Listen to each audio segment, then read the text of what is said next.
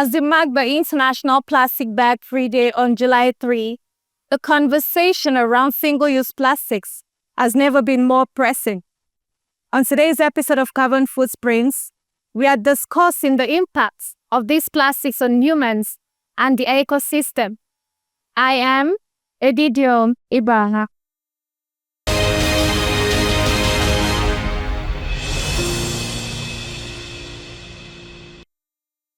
International Plastic Bag Free Day is set aside annually to raise awareness about the harmful effects of single-use plastic bags on the environment. It encourages people, businesses, and governments to adopt eco-friendly alternatives to reduce plastic pollution. Plastic bags are one of the most common pollutants, often ending up in landfills, oceans, and waterways, where they pose a threat to human health, the ecosystem, and contribute to climate change. To commemorate the day, Clean Technology Hub organized a cleanup walk, mobilizing students to remove plastic waste around the University of Abuja campus. In an interview with the Ambassador of Belgium to Nigeria, His Excellency Peter Lenknet, who was seen dressed for the occasion with waste bags, actively engaged in clearing waste along designated routes. He emphasizes that the eradication of single-use plastics is crucial to preventing the clogging of sewers and visual pollution of the environment. Well, it's about, as far as I understand it, getting rid of bags that you only use once, that are made of plastic and that are clogging and polluting and visually smothering our environment. Yes, well, we are downsizing very much on single-use the plastic bags. For instance, we have completely phased them out to the point that if somebody wants to get the plastic bag in a shop, he has to pay for it. Whereas any other way of transporting your goodies and your consumer goods will be for free. That's one thing. Other than that, what Belgium is also very strong at is in recycling the plastic that we still cannot ban from commerce. So we have some of the highest plastic and general recycling rates in the world, also for scrap metal and any other kind of toxic waste. So our landfills are almost empty because we managed to reuse all of these materials after we collect them. And also we sort, so we separately we have different trash bags for different kind of materials, which makes it a lot easier already to begin with to recycle them. So the big landfills from yesteryear, from the 80s and 90s, sometimes now have become almost lush and green places because, waste becomes a resource. Single-use plastics have become an integral part of our daily lives, but at what cost? President of the Economic Community of West African States Commission, Dr. Omar Aliyu Toure, highlights the regional dimension of plastic pollution, describing it as both a national and transboundary crisis.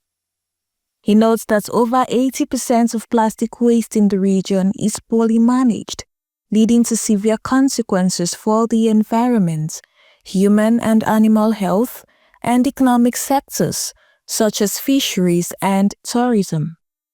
Deeply with our regional priorities, plastic pollution is not only a global menace concern, but a regional and national crisis. According to the World Bank, the region generates nearly 8 million metric tons of plastic waste every year, a figure that is set to rise by 52% in 5 years' time. In addition, more than 80% of plastic waste is poorly managed in West Africa, adversely affecting human, animal health, ecosystem, and pro-economy sector such as fishing and tourism. The plastic waste we generate are carried in rivers and from rivers to sea. Though plastics have made modern life convenient, the downside of this reality cannot be ignored. According to Mr. Ibrahim Sadiq of Teens Connects Africa, plastics are not just material problems, but a human and planetary issue. He says Lagos State generates approximately 2,250 tons of plastic waste daily, much of which is not collected or managed properly, thereby ending up in landfills, drainage systems, and the ocean. Let's take a look at Lagos, Nigeria, one of the largest cities on the African continent. According to Lagos State Waste Management Authority (LOMA), Lagos generates approximately 2,250 tons of plastic waste daily, much of which is not collected or managed properly. As a result, over 70% end up in landfills, drainage systems, and ultimately the ocean, disrupting marine ecosystems and urban infrastructure. On a continental scale, the United Nations Environment Programme (UNEP) reports that only 12% of plastic waste in Africa is recycled, while the rest contributes to pollution in our communities, toxic open-air burning, and blocks waterways, leading to frequent urban flooding.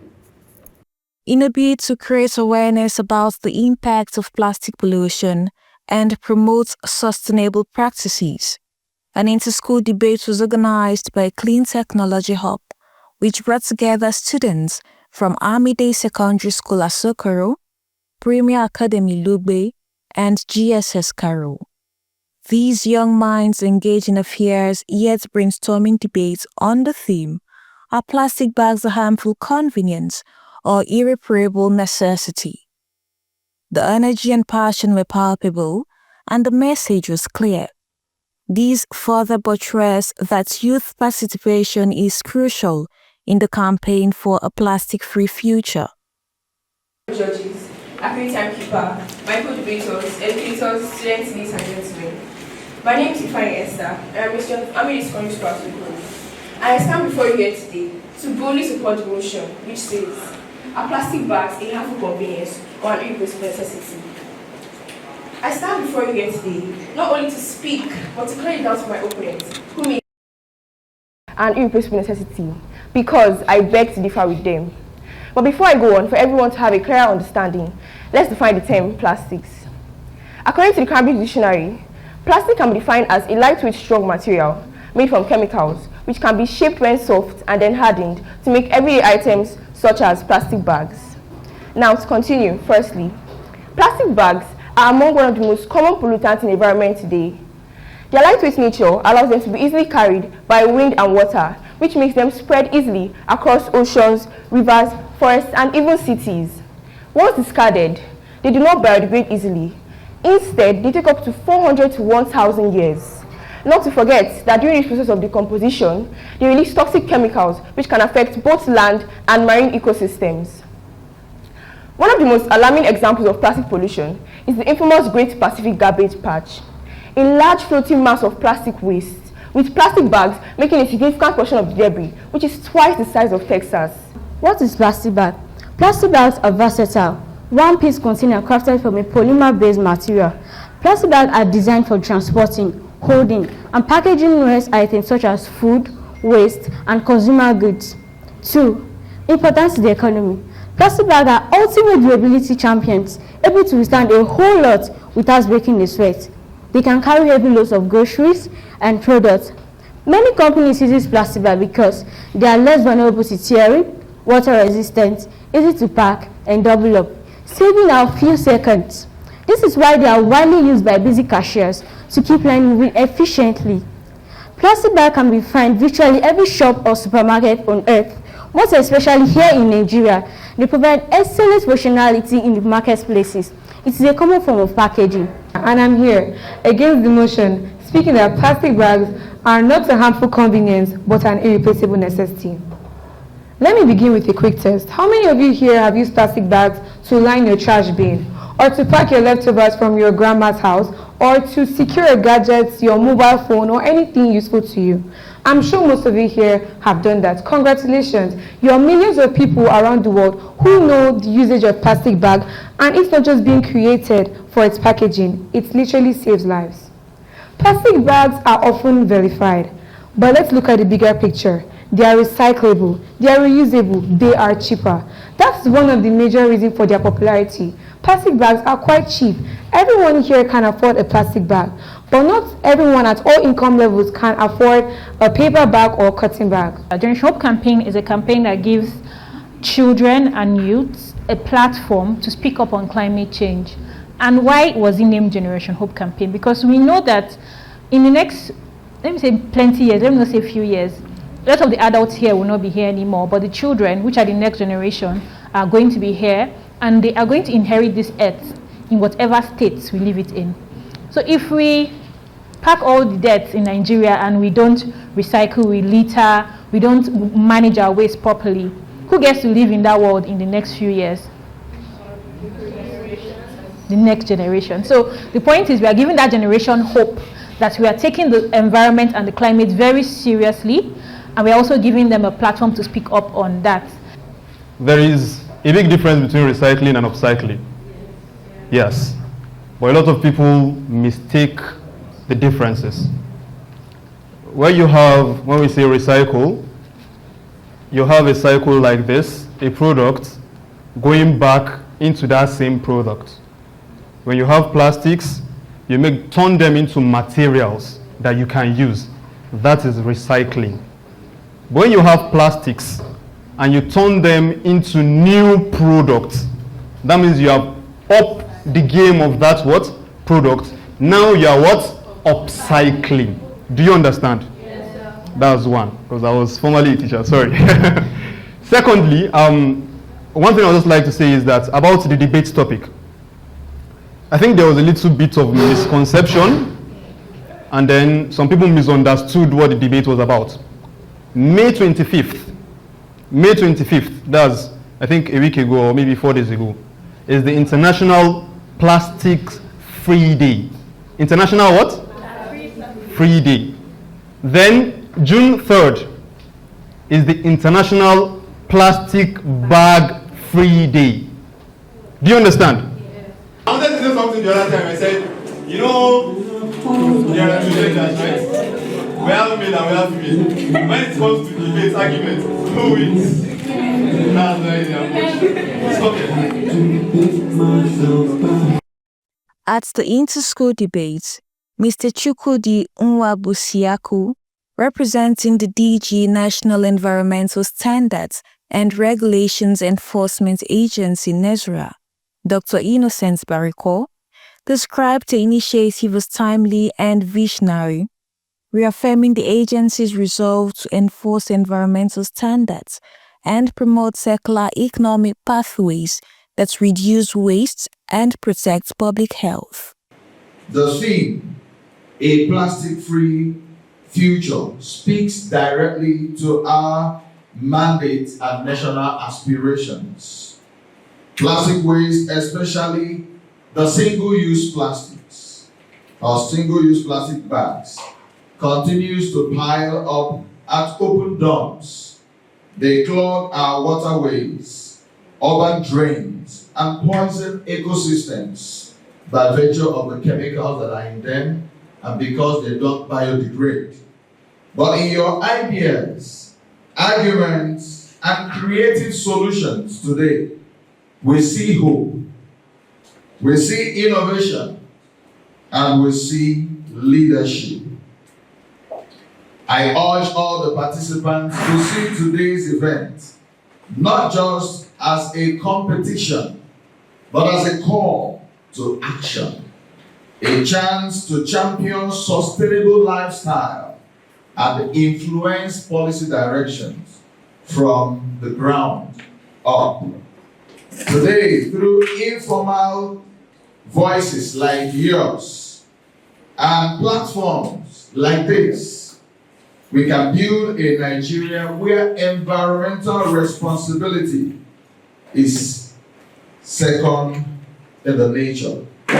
Once again, congratulations to Clean Technology Hub, your partners, and every student here today. Let your words ignite action and let your vision shape the future of plastic bags pollution control. And I may add, let us be disciplined to ensure that we do this. Plastic pollution can only be achieved by our discipline to how we manage, handle, and dispose of whatever waste we have. If we are not disciplined enough, we will still continue like this. Policies and governance play a pivotal role in combating the menace. To this end, CEO Clean Technology Hub, Ms. Ifeoma Malo, emphasizes need for policy adoption and governance on plastic usage, citing examples from East African countries. She urges citizens to take charge in the fight against environmental pollution by making conscious consumer choices. We have to get our policy and governance around the use of plastic right. If you look at a lot of East African countries, Kenya, Rwanda, even Uganda, they banned plastic. So you know how you wrap your bags when you're traveling at the airport? The minute you get to the airport, they tell you, you can't enter into town. You can't pass customs or immigration with your bags wrapped. They have scissors and razor blade that they would give to you to reduce it. So immediately, that this is a serious country and that discarding plastic or using plastic has criminal consequences. You could be arrested, you could be jailed and fined. So I think the first thing for us is the policy governance to ban plastics, right? We need to get there to say, so that it can reduce. That ban will reduce it. It does not eliminate it, but it will greatly reduce it. And then the second one is like what we're doing here, doing a lot of conscious advocating, especially with young people who are going to be the ones driving this initiative. For Nigerians, I think the message is the time is now. You know, we don't have a lot of time to continue to pollute our environment or to use plastic indiscriminately. So get behind the fact that you need to consciously reduce your plastic waste. Instead of buying bottled water, use your flask and pour water. And the flask actually keeps the water cold, right? So be very conscious of your consumerism at home and be part of this conscious awareness that you need to reduce plastic. And for young people, we've started a movement here. It's now their charge to take it on, and not just here, in every university campus across the country. Do clean up plastics, put up signs everywhere, work with the school administration to do recycling projects, and put in receptacles and infrastructure everywhere. And to the government, please put in a policy to reduce plastic usage in Nigeria. Like many nations, Nigeria still grapples with managing plastic waste. However, according to the Minister of Environment, Malam Balarabe Abbas Lawal, he says the federal government is keen on promoting a cleaner, greener and more resilient environment. Hence, directives have been issued to MDAs to adopt innovative circular economy models that promote sustainability and reduce reliance on single-use plastics. Like many other nations, Nigeria faces significant challenges in managing plastic waste. Our cities and rural communities suffer from burden of unchecked plastic pollution, ranging from sachet water bags littering our streets, microplastics entering our food chain and causing public health concern. Ladies and gentlemen, as we celebrate World Environmental Day today, I would like to assure you that the federal government of Nigeria, under the leadership of President Bola Ahmed Tinubu, is committed to a cleaner, greener, and more resilient environment, in line with the renewed hope agenda. We are taking decisive steps to address public pollution at all levels. The Federal Ministry of Environment has developed and is implementing national policy on plastic waste management. Our memo was approved by the Council, and we have been trying to come up with a framework for trying to implement that. We provide strategic framework for reducing plastic use, promoting recycling, and encouraging innovation in alternative use of plastics. There are the famous 3 R's. Reduce, that will reduce use of plastic. Reuse, if you must use it, then reuse it. Don't just use it and throw it away. So reduce, reuse, and recycle. When you have finished using it, try to make sure that you circulate. As we move forward, it's clear that a cleaner, greener, and more resilient environment is possible. Well, I think every country has to get its act together and to sort things out literally. So what we want to do, at least as an embassy, is make sure that we do things here in Abuja as we do it at home. So we've been partnering with the local organization, Chanjadati, to sort our own waste, to separate plastic from glass bottles, from paper waste, and from residual waste. And so to make sure that all these types of waste go to the proper processing or to the proper landfill. Green is already the color of the Nigerian flag, then the actual environment can definitely still get quite a bit greener. Some places are definitely already setting, I think, a very nice example. I notice how Lagos is getting cleaner year on year. And it's probably a thing of the minds. Once you get the mindsets transformed, then usually visibly things change around ourselves as well. Let us all remember, the choices we make today will shape our world of tomorrow. Let us not pass on a planet overwhelmed by plastic. Instead, let's build one that is cleaner, safer, and more resilient for us and for generations to come.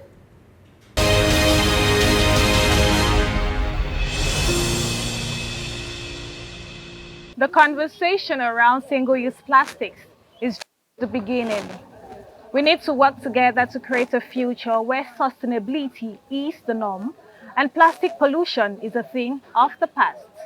Join us next time on Carbon Footprints as we continue to explore critical issues shaping our environment and our future. I am Edidiong Ibanga. See you next week.